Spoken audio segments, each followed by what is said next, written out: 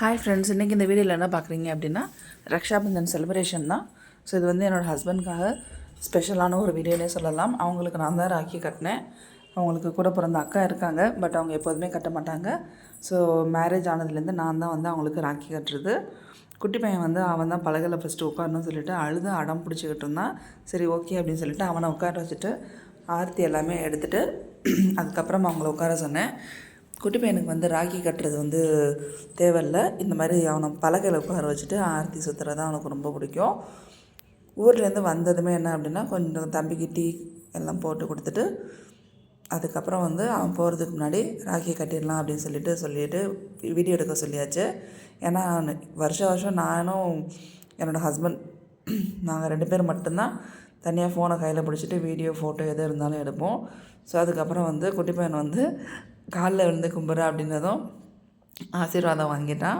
So என் தம்பி வந்து photo எடுக்கணும் அப்படின்னா என்ன பண்ணிடுறான் அப்படின்னா டைரெக்ஷனை வந்து திருப்பிடுவான் வெர்டிக்கலாக. அதனால தான் உங்களுக்கு பார்க்கும்போது அப்பப்போ வந்து அது வந்து ரொட்டேஷன் மாறுது. மற்றபடி வேறு எதுவும் இல்லை.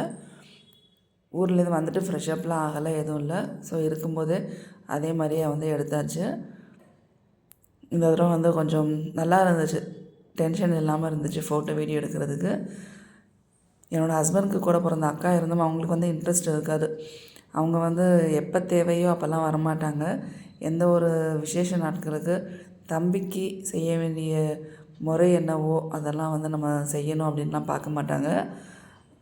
அவங்களுக்கு எப்போ வர தோணுதோ அப்போ வந்து அவங்க வந்து பார்த்துட்டு போவாங்க, அவ்வளோதான்.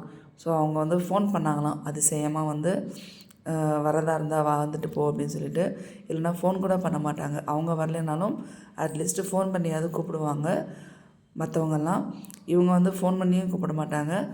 அப்படி இந்த தடவை ஃபோன் பண்ணாங்களாம். இவங்க வந்து எனக்கு இன்ட்ரெஸ்ட் இல்லை, வருஷம் நீ தானே எனக்கு கட்டுறதுனால நான் போகல அப்படின்னு சொல்லிட்டாங்க.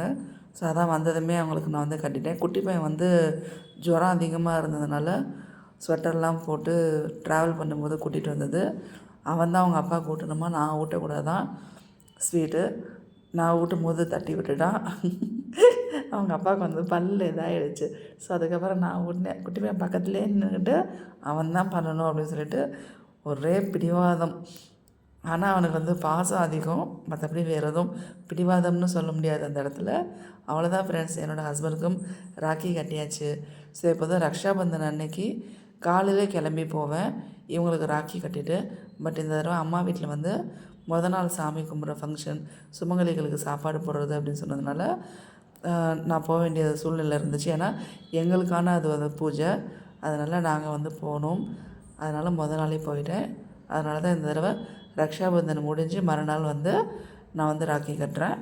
ஸோ இந்த வீடியோ பிடிச்சிருந்தால் மறக்காமல் லைக் பண்ணுங்கள், ஷேர் பண்ணுங்கள், கமெண்ட் பண்ணுங்கள், சப்ஸ்கிரைப் பண்ணிட்டு பக்கத்தில் இருக்க பெல் பட்டனை ப்ரெஸ் பண்ணுங்கள். அப்போ தான் நான் போடுற வீடியோஸ் நீங்கள் உடனே பார்க்கலாம்.